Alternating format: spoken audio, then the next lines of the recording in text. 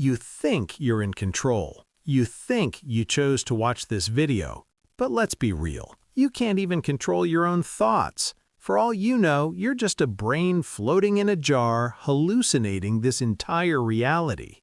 Or maybe you're just a biological battery powering a toy for some alien toddler. Nobody knows. Not you, not me, not even the CIA. But hey, 14 billion years of cosmic chaos conspired to put you here, right now. So let's make it count. D tier. Sonder.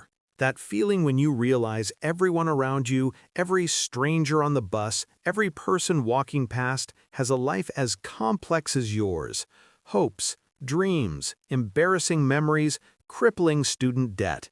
It's like realizing NPCs in a video game are actual characters with full storylines, except you're also an NPC in their game. Mind-blowing? Sure. Life-altering? Nah, you'll get over it in 10 minutes. Obviously, you're the main character. The future. Remember when your biggest concern was what snacks mom packed? Then you hit 17 and suddenly it's retirement funds and mortgages. The existential part? Realizing this isn't temporary. This is life now, forever. You'll worry about money until you die. But everyone deals with this. It's existential crisis training wheels. D tier because it's universal and you survive it every day.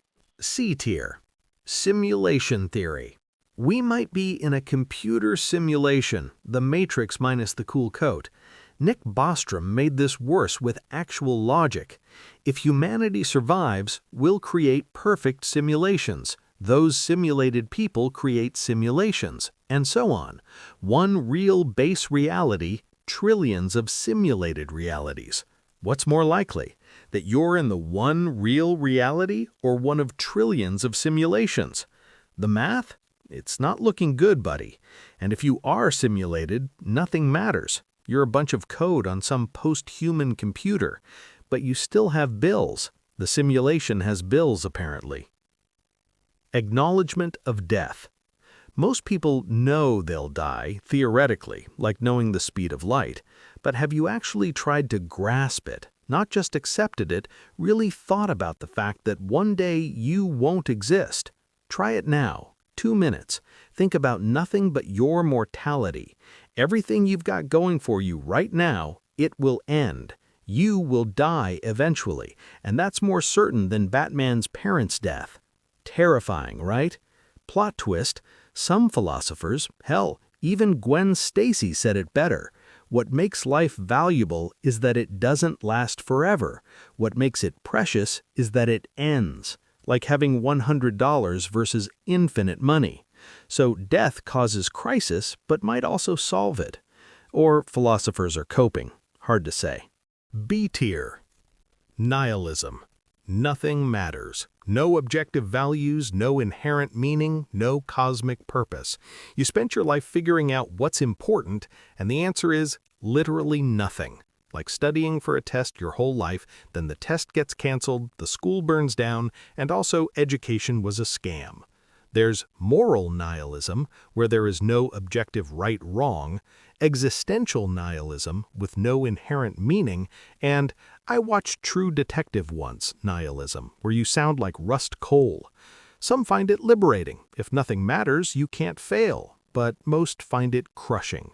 If nothing matters, why get out of bed? B tier because it won't kill you, but it ruins your vibe. Determinism. Do you have free will? Wrong, you don't. Everything is the inevitable result of prior causes.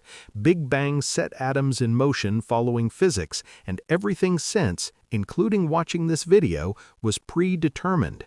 You think you're choosing, but you're a biological machine running a program written by physics. Why B tier? Because you still live like you have free will. Even convinced you don't, you'll experience making choices daily. The crisis is real, but weirdly non-actionable. We are alone in the universe. Fermi paradox. Billions of planets, many support life, universe is billions of years old. Where is everyone? Arthur C. Clarke said, 2 possibilities, Either we are alone or we are not. Both are equally terrifying. If alone, consciousness evolved once, on one random rock. We're the only witnesses to reality, only minds in an ocean of mindless matter, like being the only person at a party that's been going on for 13.8 billion years, where no one else ever showed up. We're cosmic accidents on a rock in infinite space, and no one out there will know we existed. A tier. Split brain consciousness. Your brain has two hemispheres connected by the corpus callosum. A corpus callosotomy severs this to treat epilepsy. After surgery, weird stuff happens. Alien hand syndrome. Your hand acts independently, against your will.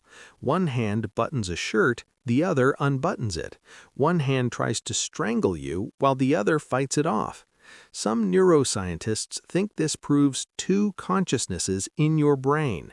Right hemisphere controls left hand, left controls right. When they can't communicate, they fight. But here's the horror.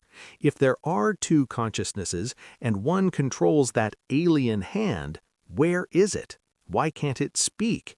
Is there a consciousness trapped in split brain patients, controlling one hand, unable to communicate?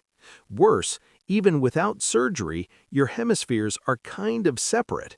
They just coordinate better. Is there another consciousness in your head right now? Are you alone in your skull or trapped with someone else? Boltzmann brains. In an infinite universe with infinite time, unlikely things happen. Atoms randomly bouncing forever eventually form every structure, including brains with fake memories that pop into existence, then dissolve. That's absurdly unlikely. Right, but evolving a brain normally is more unlikely. Big Bang, galaxies, stars, planets, life, billions of years of evolution, intelligence, civilization, that's much lower entropy than a brain randomly assembling. In an infinite universe, way more Boltzmann brains with fake memories exist than real brains. Statistically, you're more likely a Boltzmann brain. You're probably atoms that popped into existence 5 seconds ago with false memories, about to dissolve. Can you prove you're not? No. Your memories? Fake. Your continuity? Fake. It's last Thursdayism backed by thermodynamics. Only thing saving this from S tier, our universe appears finite. Probably. S tier. Quantum immortality. You cannot die from your perspective. Many worlds interpretation. When a quantum event has multiple outcomes, the universe splits into branches where each occurs. Schrödinger's cat is both dead and alive, just in different universes. Now apply this to your death. Button with 50% kill chance, 50% nothing. You press it. One branch, you die. Another, you survive. But your consciousness only continues in the survival branch. The dead version has no consciousness. So from your perspective, you only perceive the reality where you lived. Press again. Consciousness follows the living branch. Press 1,000 times, 1,000,000 times. Every time, from your perspective, you survive. Because the dead versions can't experience anything. You can never experience being one of them. Hugh Everett, who created many worlds, believed this meant he was immortal. From his perspective, there'd always be some branch where he survived. Here's the nightmare. If true, you can never die from your own perspective. Everyone you know will die. You'll watch them all die, one by one. Civilization collapses. Earth gets consumed by the sun. The universe experiences heat death, and you'll still be there in increasingly improbable scenarios because there's always some quantum possibility where you survive. Eventually, you're the last conscious thing in an empty, dead universe, alone, forever, unable to die because there's always some branch where atoms randomly keep you alive one more second. Immortality isn't a gift, it's a prison. If many worlds is correct, you're already in it. From your perspective, everyone else can die, but you can never experience your own death.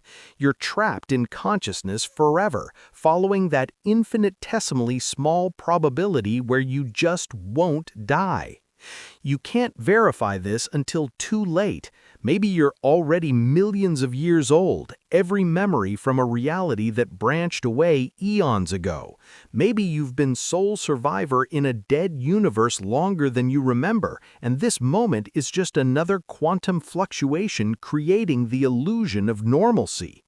That S tier, the realization that death, the one certainty, might not be certain for you, and instead of comforting, it's the most horrifying possible truth.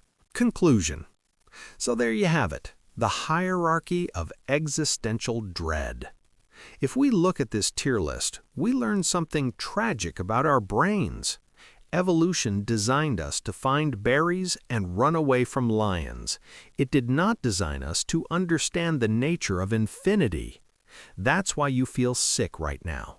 You are trying to run the latest unoptimized Unreal Engine graphics on a Game Boy. Your hardware literally cannot handle the software. But there is a bright side. If we are just random atoms and nothing matters, that means that all the awkward things you said and did in the past don't matter either. The universe doesn't care about your cringe. It's too busy expanding. Thanks for watching. Comment below which one of these crises keeps you awake at 3 a.m. And if you say solipsism, stop talking to yourself in my comment section. Don't forget to like and subscribe so I can afford to distract myself from the void with more pixels. Until next time, try not to think too hard.